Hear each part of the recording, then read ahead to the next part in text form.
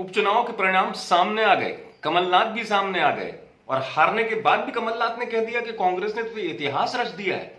हार कर भी कांग्रेस ने कैसे इतिहास रच दिया है, मैं आपको बताऊंगा।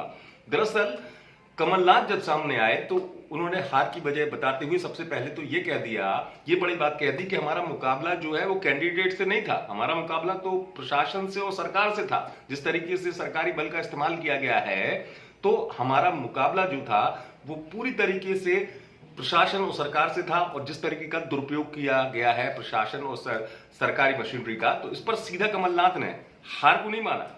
हाँ, इतना जरूर कहा कि समीक्षा करेंगे, लेकिन कैसे कमलनाथ ने कह दिया कि हमने इतिहास रच दिया है, ये सुनिए। परिणाम उस तरीके से सबसे पहले तो मैं मतदाताओं को धन्यवाद देना चाहता हूं जिन्होंने कांग्रेस के लिए वोट किया है। हमारा मुकाबला केवल बीजेपी से नहीं था, हमारा मुकाबला प्रशासन, पुलिस और पैसे से था, और उससे ही मैं सोचता हूं बीजेपी की जीत हुई है। 2021 में 4 चुनाव हुए हैं विधानसभा के, उसमें से 2 कांग्रेस जीती है और 2 बीजेपी जीती है। तो ये कह देना कि कांग्रेस की बुरी हार है, ये गलत होगा। खंडवा में जहाँ हम 2,70,000 से हारे थे, अब हम लगभग 70,000 से हारे हैं। जो मेकअप किया है, जो प्रतिशत, जो मोदी जी के छवि में गिरावट आई है, इसको भी हमें गंभीरता से देखना चाहिए। सर, लेकिन जो से गई हैं परंपरागत सीटें वो कांग्रेस की मानी जाती थी, चाहे जोबट की बात करें, आदिवासी क्षेत्र, बाउल क्षेत्र था पूरा, और आपके पृथ्वीपुर जो कांग्रेस का ही गढ़ माना जाता है। ये सही है, पृथ्वीपुर कांग्रेस की मजबूत सीट थी, पर यहाँ हम इसकी स्टडी करेंगे, इस पर अध्ययन करेंगे, क्योंकि बीजेपी ने वहाँ उत्तर प्रदेश का ज़्यादा उपयोग किया, उत्तर प्रदेश के नेताओं का ज़्यादा उपयोग किया, पर होता है चुनाव में। और जहाँ तक जोबट की बात है, कई आदिवासी क्षेत्रों में बीजेपी ने उन्हें प्रभावित किया। किस चीज़ से किया मैंने कह दिया, पर हमें ऐसे निराश होने की कोई आवश्यकता नहीं है, मुझे कोई निराशा नहीं है। सर, आप जीते हैं, 31 साल बाद कांग्रेस के खाते में आई। 31 साल बाद जहाँ शुद्ध कैंडिडेट बीजेपी का था, वह हम जीते हैं।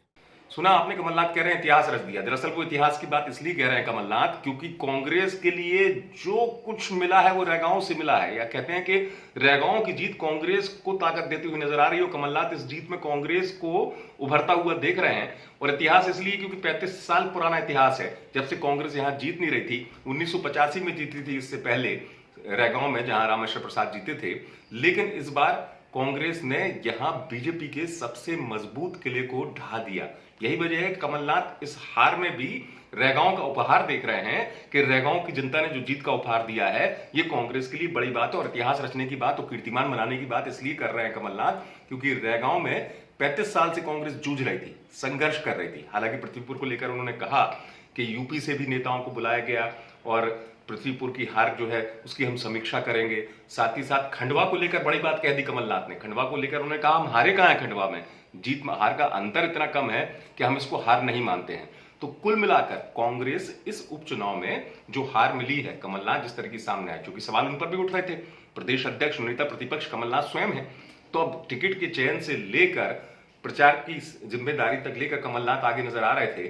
तो कांग्रेस के जो परंपरागत गढ़ थे वहां कांग्रेस हार गई, जोबट हार गई, पृथ्वीपुर हार गई कांग्रेस। तो कमलनाथ इस हार में भी, जिस तरीके से मैं कह रहा हूं कि वो इस स्थिति को नहीं कह रहे हैं कि कांग्रेस कहीं ना कहीं हारी है, रैगांव की जीत में बड़ी उम्मीद आगे तक की देख रहे हैं कमलनाथ, क्योंकि उनका मानना यह है कि इतिहास रचा है। और खासतौर से लोकसभा सीट की, जैसे मैंने आपसे जिक्र किया कि वास्तव में अंतर तो कम हुआ है, लाखों वोटों से पहले बीजेपी जीतती रही है। नंद कुमार चौहान जो है, उनकी जीत का अंतर 2.5 लाख से ऊपर ही रहा है, कई बार उससे भी ज्यादा मतों से जीते हैं। तो लाखों वोटों के इस अंतर के बीच कांग्रेस बीजेपी की इस जीत को मामूली मान रही है, और हार नहीं मान रहे हैं कमलनाथ। आप देखते रहिए एमपी तक।